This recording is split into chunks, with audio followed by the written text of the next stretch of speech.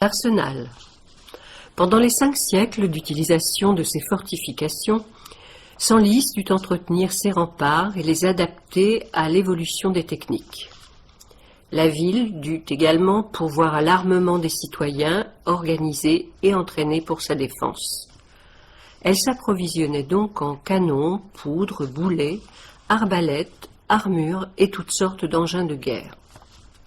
Après le siège particulièrement dur imposé par les Armagnacs en 1418, la ville acquit un bâtiment dénommé la Grange de la Ville pour conserver et mettre à couvert tout cet armement et en faire son arsenal.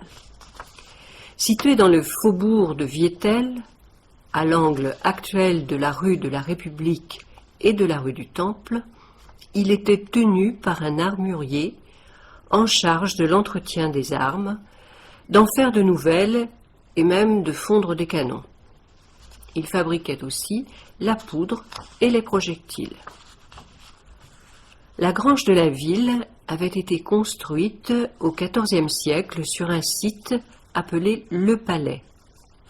C'était à l'époque gallo-romaine l'emplacement du Palatium d'Augustomagus, résidence des empereurs et consuls en visite dans la ville. Le carrefour donnant accès au lieu se nommait le carrefour du Palais. On peut imaginer l'existence de thermes à proximité. Nous les présentons en bas de la rue de la Tannerie.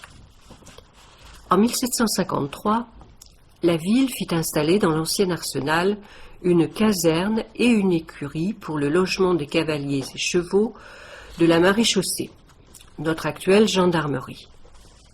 La caserne comprenait une cour, limitée de 3 côtés par des bâtiments à étages.